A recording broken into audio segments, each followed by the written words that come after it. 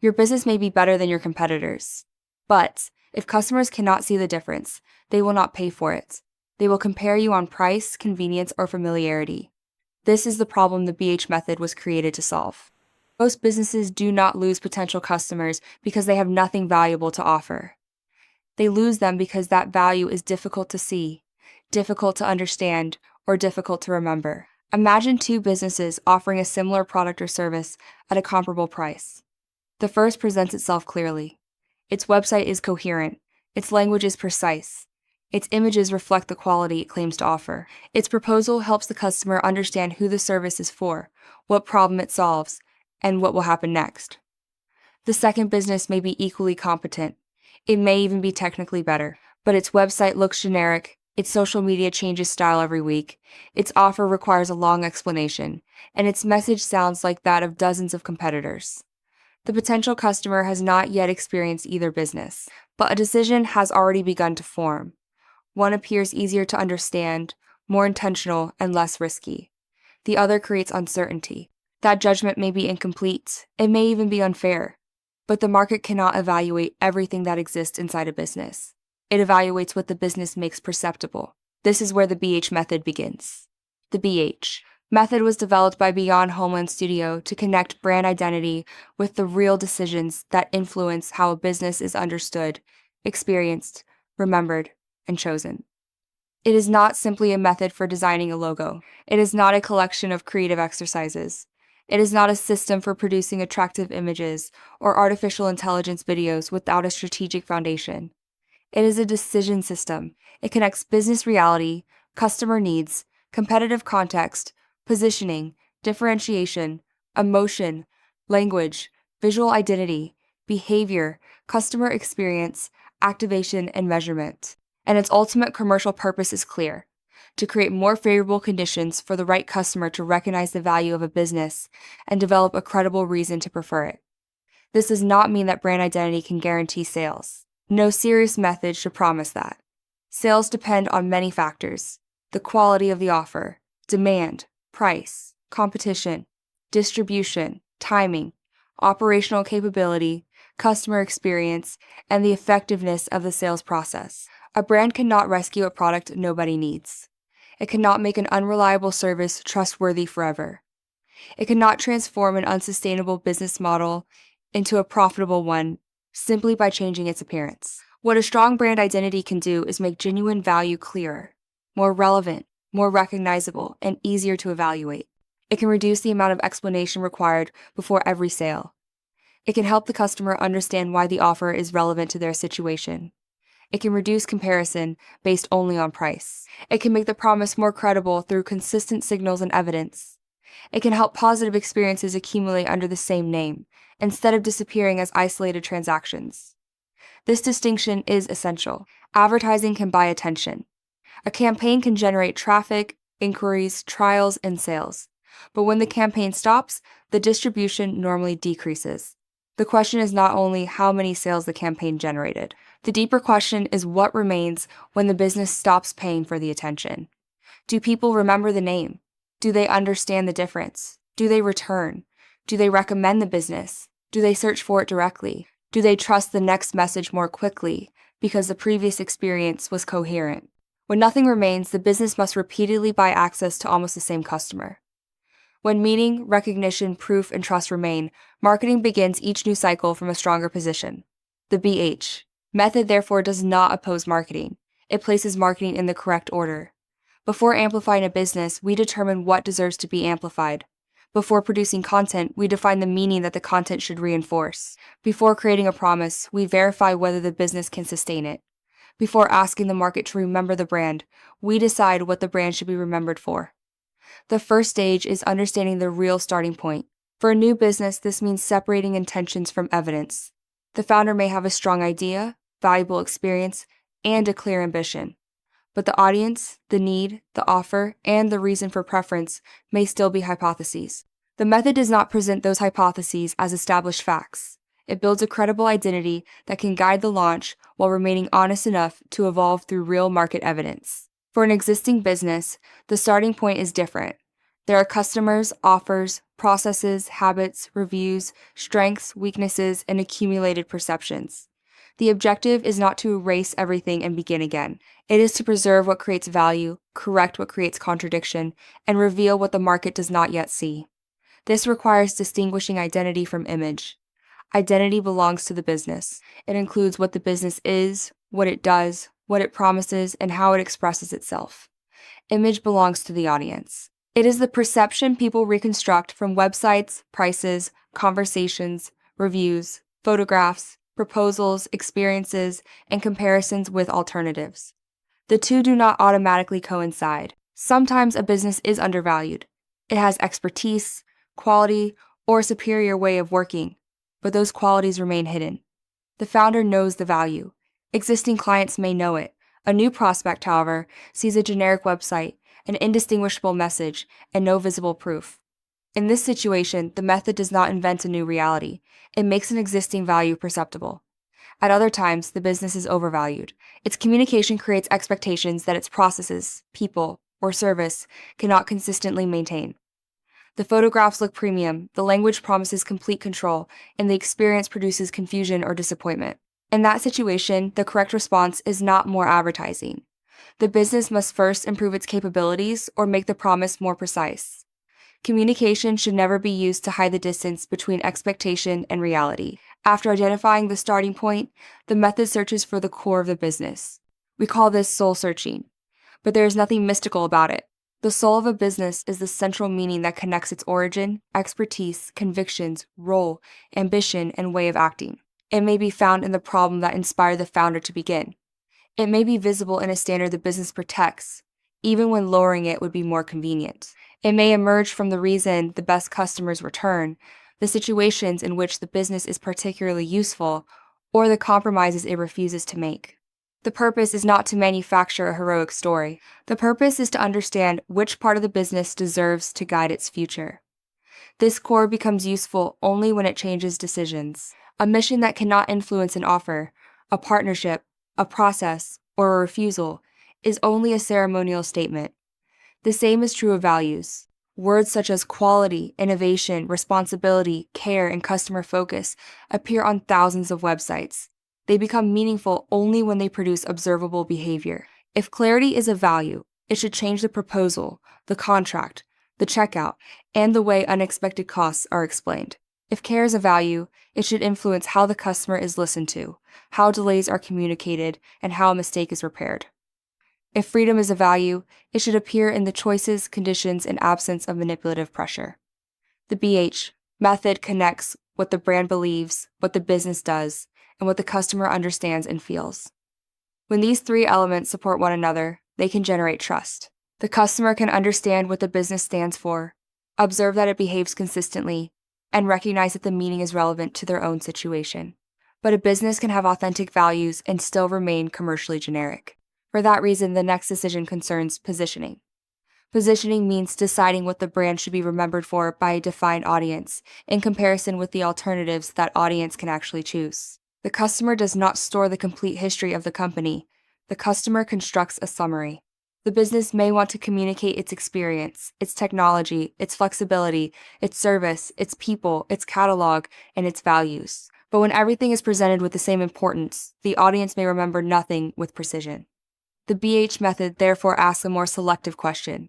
Which relevant and credible idea should become associated with this business? To answer it, we do not look only at direct competitors. We examine other businesses offering similar solutions, but also high proximity competitors, substitutes, adjacent categories, do-it-yourself alternatives, and the possibility that the customer decides to do nothing.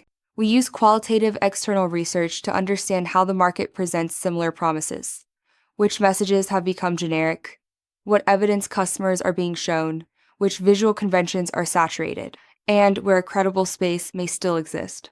The purpose is not to copy successful brands. The purpose is to understand the field of choice and identify a position that is relevant to the customer, sustainable for the business, perceptible before or during the purchase, and sufficiently distinct from the alternatives. This brings us to the customer.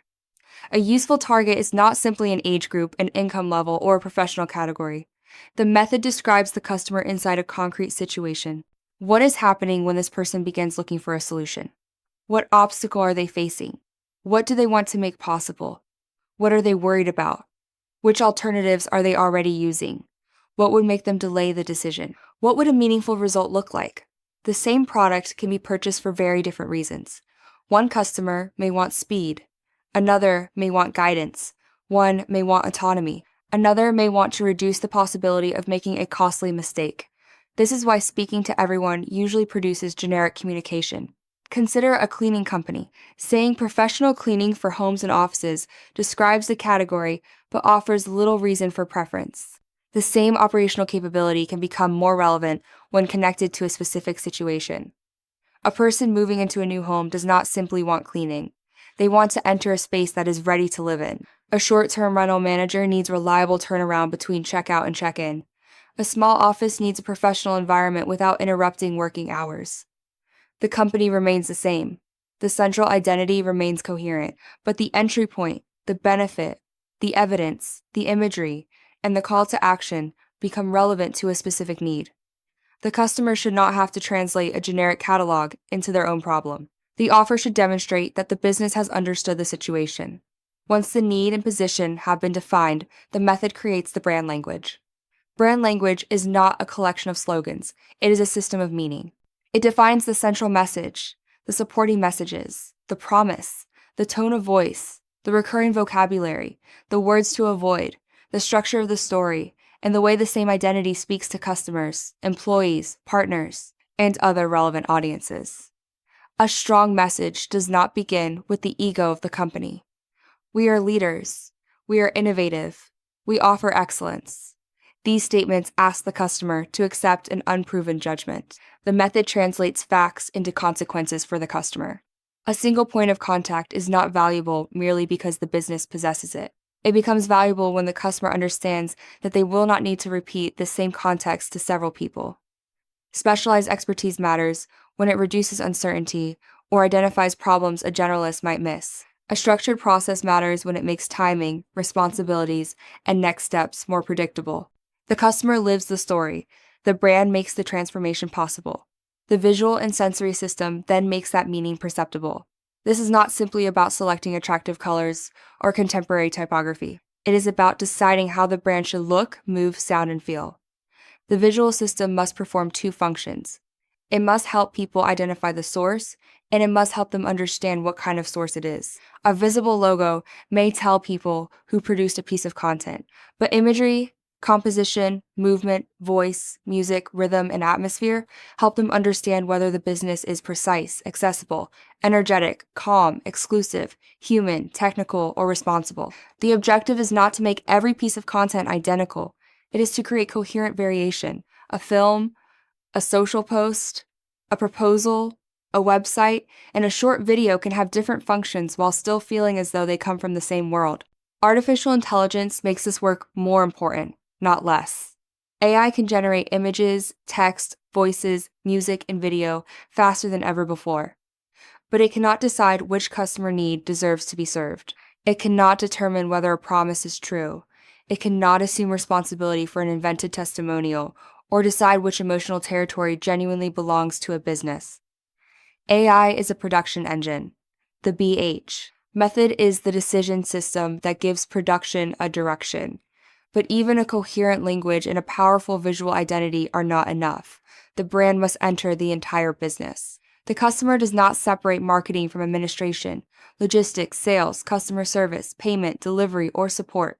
The customer experience is one business. For this reason, every important promise must be translated into a standard and a proof. If the business promises simplicity, the method examines whether the offer, proposal, payment, onboarding, and support are actually simple. If it promises personal attention, there must be a real moment of listening, a responsible person, and a process capable of adapting without creating chaos. If it promises transparency, price, conditions, exclusions, and changes must become understandable before they become a problem. A promise that changes nothing in the way the business operates is only copy. This is one of the main differences between the BH method and a purely aesthetic branding project.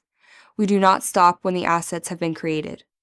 The identity must be internalized, aligned, deployed, amplified, and learned from. First, the owner and the people involved must understand the strategic direction well enough to use it without reopening a long document every time.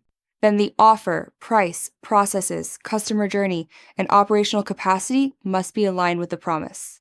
After that, each asset receives a purpose and a place. The website, social media, proposals, visual materials, films, and customer communications must become parts of the same system.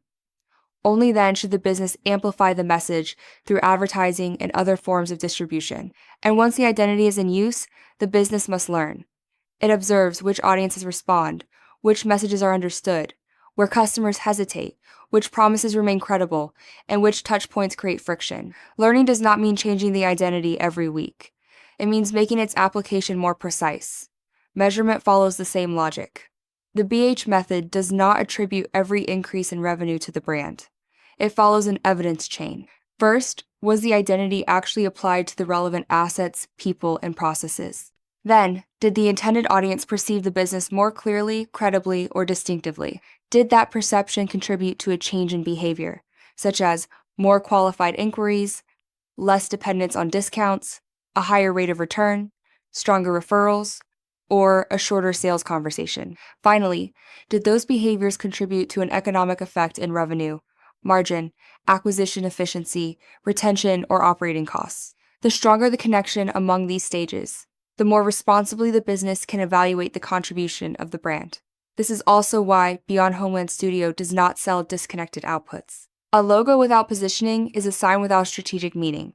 A film without a defined customer tension may be visually impressive but commercially irrelevant. A slogan without evidence is a promise the business has not earned. A campaign without alignment may generate attention while increasing confusion.